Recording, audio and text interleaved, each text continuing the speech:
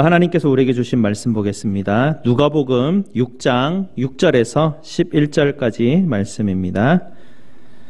제가 가진 신약성경 98페이지입니다. 신약성경 98페이지 누가복음 6장 6절에서 11절까지 말씀입니다.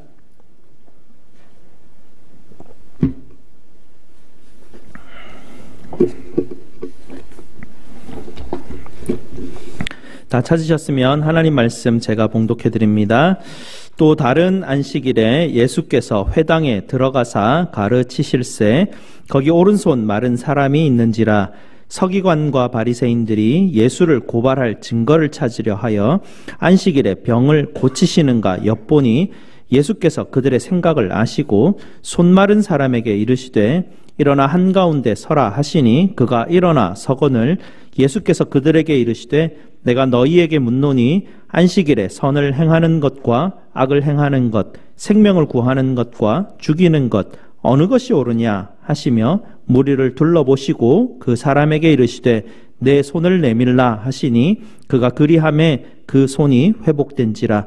그들은 노기가 가득하여 예수를 어떻게 할까 하고 서로 의논하니라. 아멘. 기도하시겠습니다. 말씀하시는 주님 감사합니다. 오늘도 하나님의 말씀 앞에 저희를 붙들어 주시니 감사를 드립니다. 흔들리는 세상 속에서 진리 되신 주의 말씀 위에 굳건히 설 수 있는 우리 성도들 될 수 있도록 주여 축복하여 주시옵소서. 예수 그리스도 이름으로 기도 드리옵나이다. 아멘. 괜히 기침나죠? 네. 크로락스 가지고 방역을 좀 해서 아마 좀 엘러지 끼가 조금 있으셔가지고 기침 나실 수도 있어요. 그러니까 그러려니 하시면 될 것 같습니다. 그리스도인들에게 예배란 우리의 삶에 가장 중요한 것입니다. 그죠? 무엇과도 바꿀 수 없는 우리 삶에 가장 소중한 것이 바로 예배입니다. 성경은 우리에게 말씀을 가르치시죠. 모이기를 힘쓰라 라고 말합니다. 그래서 하나님의 백성들은 항상 한 장소, 정한 시간에 모여서 하나님을 향해서 우리가 예배하고 우리가 찬송을 해왔습니다. 지금까지는 너무나 당연하게 우리가 드려왔던 예배들인데요. 지난주엔가요? WHO에서 코로나 바이러스 팬데믹을 선언을 했죠. 전 세계에 이제 전염병이 퍼졌다라는 신호가 우리에게 왔습니다. 그래서 여러 지역에서 또 여러 교회들이 과연 모여서 드려야 되는 이 예배를 어떻게 해야 되는가 고민이 많습니다. 그래서 목사님들, 교수님들 다들 이렇게 인터넷상에서 토론도 하시고 좋은 글도 나누는 부분들을 보았습니다. 또 그렇게 하면서 우리 지역에도 이제 감염 소식이 들리면서 또 어떤 교회 목사님이 고민스러워서 우리끼리 얘기를 하기도 했습니다. 그 교회는 이렇게 얘기를 하더랍니다. 목사님한테 전화가 와가지고 저희 교회는 아무도 저한테 전화를 안 하시던데 그 교회는 전화가 와서 목사님 저 미국 교회는 이번 주부터 당장 온라인 예배를 전환하고 주일에 모임이 없다고 하는데 우리는 어떻게 해야 됩니까? 라고 그렇게 질문을 했다고 합니다.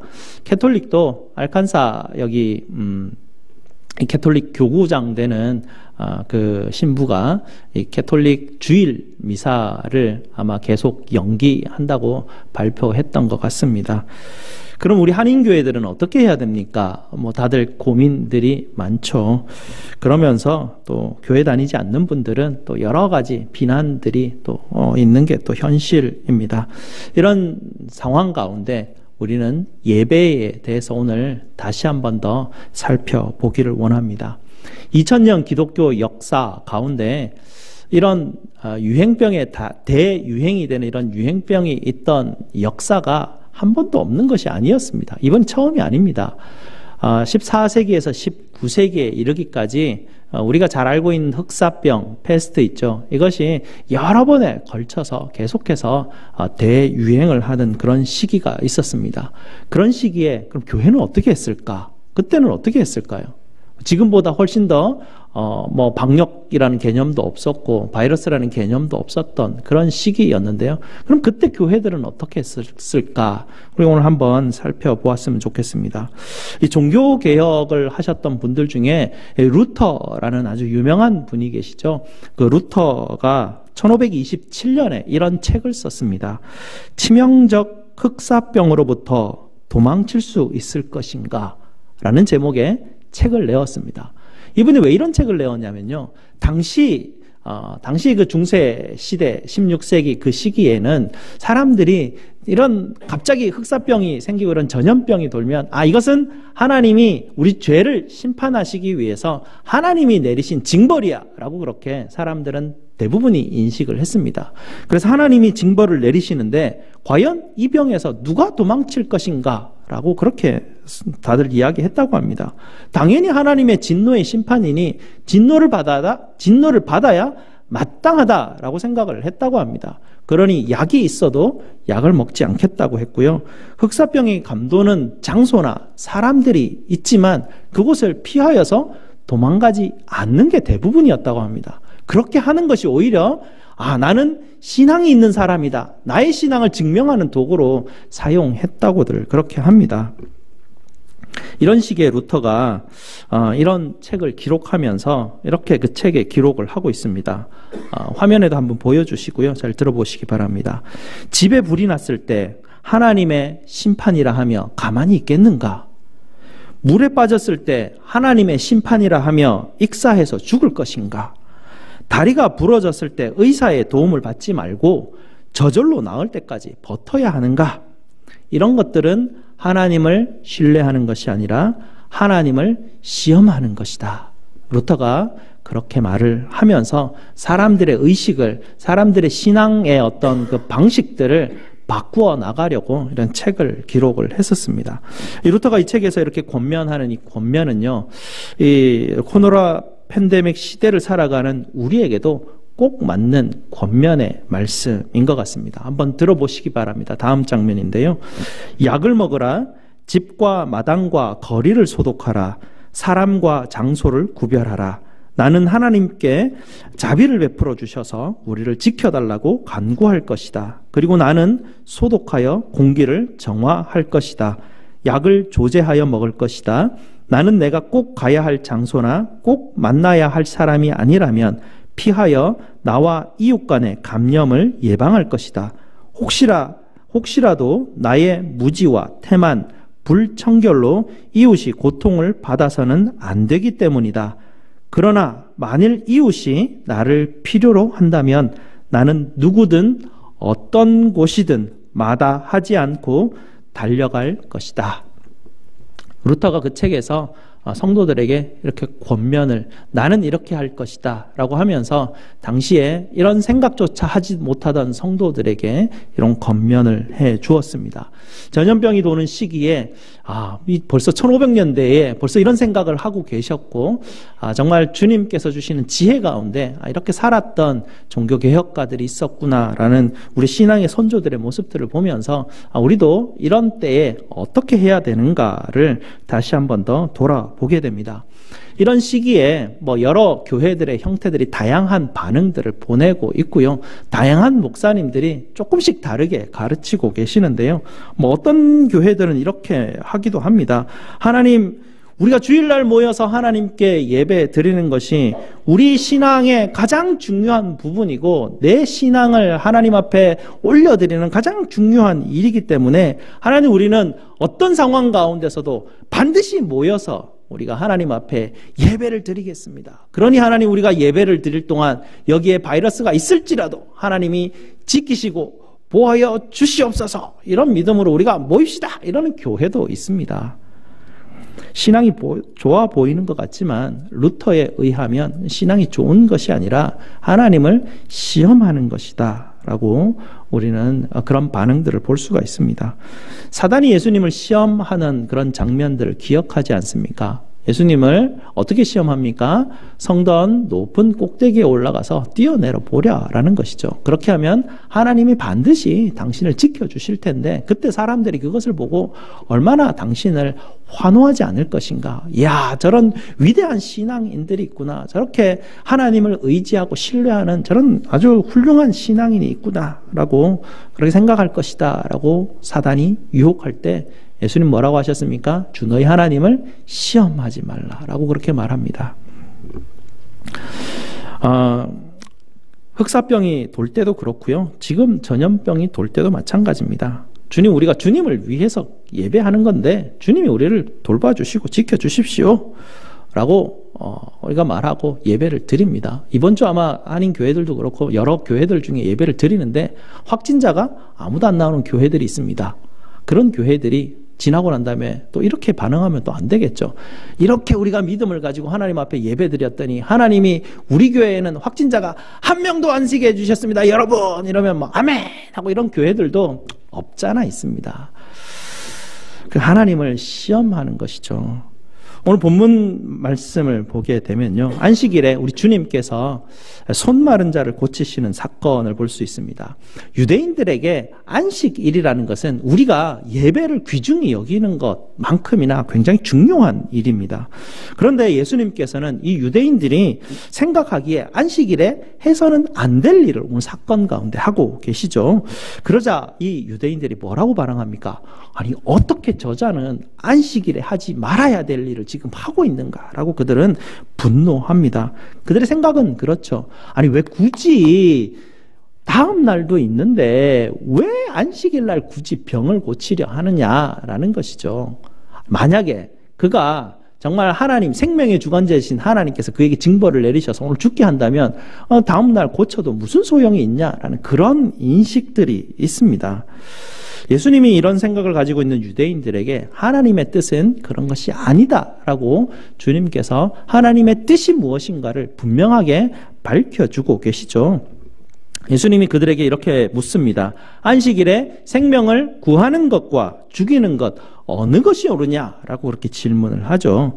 유대인들이 안식일의 규정을 지키는 것, 이것은 하나님께 그들이 뭔가 큰 희생을 하는 것처럼 뭔가 큰 헌신을 한다라고 이제 생각을 하고 있는데요. 그런데 하나님의 뜻은 거기에 있지 않다라는 것입니다. 너희의 열심과 너희의 헌신이 하나님의 뜻이 아니라 하나님의 뜻이 무엇이냐면 생명 살리는 데 있다라는 것이 하나님의 뜻이라는 것입니다. 하나님이 가장 기뻐하시는 것, 하나님의 뜻은 생명 살리는 것이고요. 죄인을 구원하는 것이 바로 하나님의 뜻입니다. 그러니 율법의 정신이 무엇입니까? 율법의 정신은 하나님을 사랑하고 이웃을 사랑하는 것에 있습니다. 하나님의 말씀 로마서 12장 1절 우리가 잘 아는 말씀이 이렇게 가르치고 있죠. 너희 몸을 하나님이 기뻐하시는 산 제사로 드리라. 이것이 너희가 드릴 영적 예배니라 라고 말씀을 우리에게 가르쳐주고 계십니다. 우리가 가지고 있는 육체의 몸으로 하나님을 기쁘시게 해야 할 수 있는 것이 무엇인가라는 것이죠. 서로 사랑하라는 예수님의 새 계명을 따르는 것, 이것이 바로 하나님의 뜻이고 하나님이 가장 기뻐하시는 것이고 우리의 몸으로 하나님 앞에 영적 예배를 드릴 것이다 라는 것을 주님은 우리에게 말씀으로 가르쳐 주십니다. 그러니 하나님이 기뻐하시는 예배가 무엇입니까? 나의 열심과 나의 헌신을 가지고 하나님 앞에 올려드리는 이것보다 더 중요한 것이 있다라는 것이죠. 그것이 바로 서로 사랑하는 것입니다. 형제를 용서하고 형제를 용납하고 서로 섬기는 것, 그것이 하나님이 기뻐하시는 영적 예배라라고 주님께서는 또 이 안식일에 대한 이 의미를 가지고 우리가 유추해서 예배의 의미를 다시 한 번 더 우리가 돌아볼 수 있는 것입니다. 그래서 우리는 이제 주변에서 자주 이런 소식들을 듣게 됩니다. 교회들이 인터넷과 영상을 통해서 가정에서 각자 처소에서 예배를 드린다라는 소식들을 듣게 될 것입니다. 어떤 교회들은 예배 후에 교제하지 않고 예배만 드리고 집으로 돌아간다는 소식도 듣게 될 것입니다. 이렇게 할 때 사람들은 또 이렇게 말할 수도 있습니다. 아니, 바이러스가 돈다고 그렇게 쉽게 주일 예배를 포기하고 집에서 온라인 예배로 각자 처소에서 드린다고, 아니, 집에서 그게 예배가 되겠어? 라고 말할 수도 있고요. 아니, 바이러스가 그렇게 좀 돈다고 해서 성도의 그렇게 중요한 교제를 나누지 않고 예배를 끝나자마자 어떻게 집에 돌아갈 수 있어? 라고 할 수도 있고요. 아니, 뭐가 그렇게 별나스럽게, 그렇게 유난스럽게 호들갑 떠는가? 라고 그렇게 의문도 할 수 있고 비판도 할 수 있습니다. 이런 질문들에 대해서 오늘 우리가 말씀에 우리 예수님께서 우리에게 주시는 답을 찾을 수가 있습니다. 당시 유대인들도 왜 안식일에 하지 못할 일을 하느냐라고 그렇게 의문과 비판을 할 때 주님은 안식일에 생명 살리는 것이 가장 중요한 일이고 하나님이 이것을 가장 중요하게 생각한다는 것을 우리에게 답해 주셨습니다. 여러분, 하늘 보좌 우편에 누가 앉아 계십니까? 부활하신, 승리하신, 심판주이신 우리 예수님께서 앉아 계십니다. 우리는 누구를 예배합니까? 성부 하나님, 성자 하나님, 성령 하나님, 삼위 하나님을 예배합니다. 안식일의 주인은 누구십니까? 인자 예수 그리스도이십니다. 예배의 주인은 누구십니까? 우리 주님이시죠. 부활하신 우리 예수님을 우리는 예배하고 있습니다. 이 예배의 주인께서 우리에게 예배의 핵심은 무엇이냐를 다시 한 번 더 강조하며 가르쳐 주고 계시죠. 예배를 받으시는 분께서 이웃을 사랑하고 생명을 소중히 여기는 것, 사람을 귀히 여기는 것, 이것이 더 옳은 것 아니냐라고 주님께서 우리에게 가르쳐 주십니다. 그래서 우리는 불편하지만 서로 거리 두기를 실천하게 됩니다. 거리 두기도 충분치 않으면 또 주일 예배를 온라인 예배로 각자 처소에서 드리는 것을 선택할 수도 있습니다. 이렇게 하는 것은 우리가 바이러스가 무서워서 그렇게 하는 것이 아닙니다. 이렇게 하는 것은 우리가 이웃을 사랑하기 때문에 그렇습니다. 우리가 예배로 모여서 서로 전염병을 교차해서 전파하는 전파자가 되면 되겠습니까?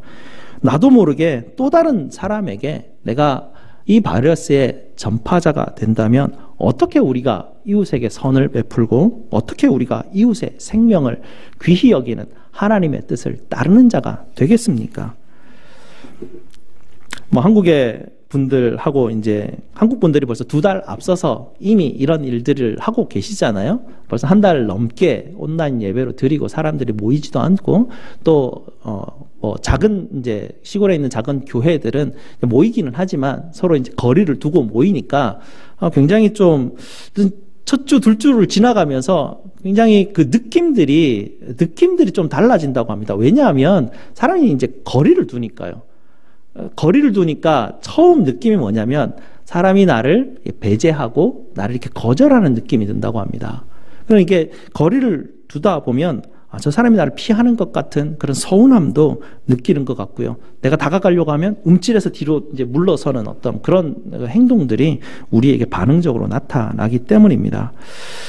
우리가 이렇게 거리를 두는 것은 서로가 무섭고 두려워서 꺼려해서 그렇게 하는 행동들은 아닌 것이죠. 우리가 이렇게 거리를 두는 것은 상대방을 보호하기 위함입니다. 상대방을 사랑하기 때문에 내가 알지 못하는 가운데 나도 모르는 혹시나 바이러스가 내가 가지고 있을 수 있기 때문에 내가 나를 청결하게 하기 위해서 손을 씻고 방역을 하는 것이죠. 그래서 내가 저 사람을 위해서 내가 거리를 떨어뜨려 주는 것입니다. 우리가 예배하는 이 예배 장소, 예배당은 예배 드리는 장소이고 기도의 집입니다.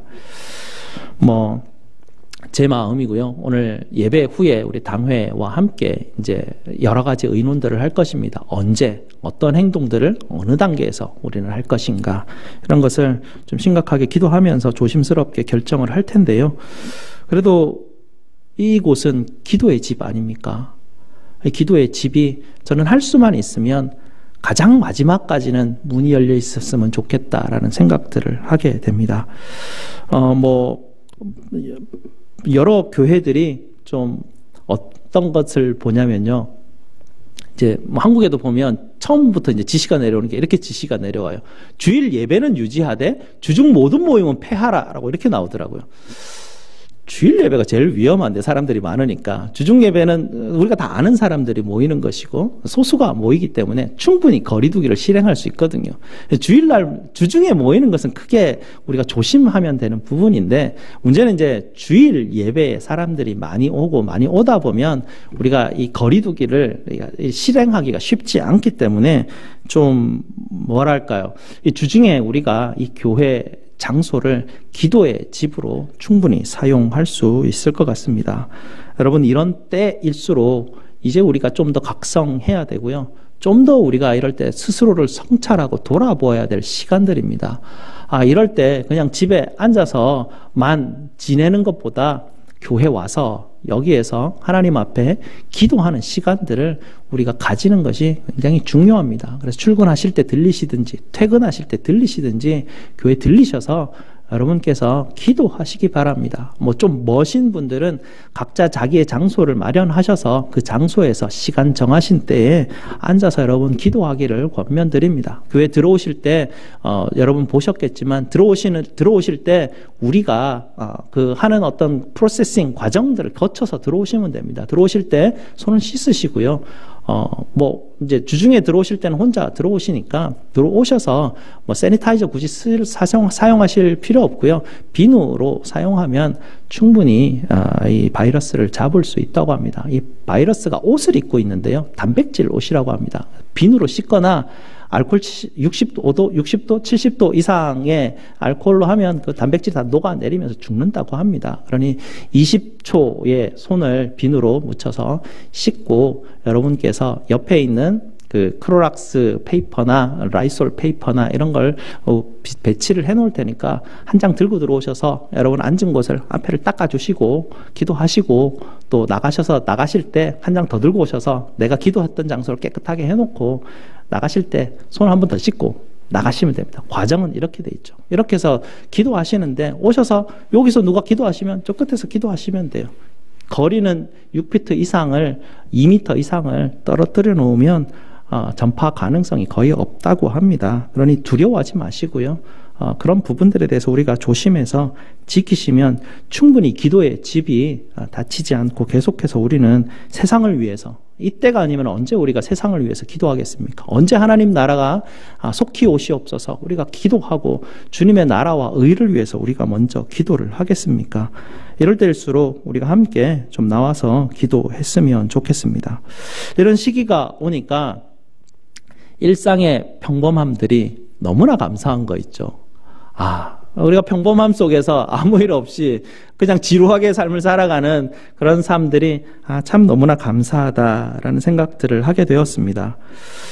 이런 때가 되면서 다음 주는 우리가 모여서 예배드릴 수 없을지도 모르겠다라는 생각을 하게 되니까 오늘 이렇게 모여서 예배드리는 이 예배가 지난주와는 또 다른 감격도 있고 또 다른 좀 이렇게 소중함도 생기는 그런 오늘의 예배인 것 같습니다. 우리가 함께 이렇게 모여서 언제 또 찬송하고 언제 예배드릴 수 있을지 참 알지 못하는 그런 시기입니다. 다음 주가 또 목장 모임이 되겠는데요. 잘 모르겠습니다. 그걸 모일 수 있을지 없을지 지금은 한 주 뒤가 어떻게 될지 지금은 알 수 없는 그런 시기를 우리가 살아가고 있다는 것을 생각을 해보면 목장 모임 한 달에 한 번 하는 이 모임이 그냥 바쁘면 안 가도 되는 그런 모임이 아니라 요번에 안 모이면 다음 달에 내가 저분들과 함께 모여서 식탁을 나누고 저분들과 함께 모여서 기도 제목을 나누고 저분들과 함께 교제를 나눌 수 그럴 수 있을까라는 생각들을 한번 해보니 우리가 한 번씩 모이는 이 모임 하나하나가 참 소중한 것이구나라는 것을 깨닫게 되었습니다.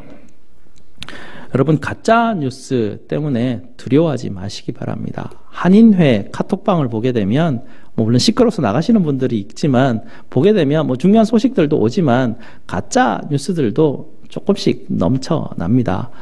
지난주에도 보면 기재부에서 무슨 의사 과학자들하고 의논했던 그런 어떤 내용들이 나오게 되는데요. 이 코로나 바이러스가 걸리게 되면 거기 나오는 내용이 그렇습니다. 폐가 섬유화가 되어서 폐를 못 쓰게 된다. 그러니 절대로 코로나 바이러스를 걸리면 안 되고 조심해야 된다. 이렇게 이야기를 하는데요.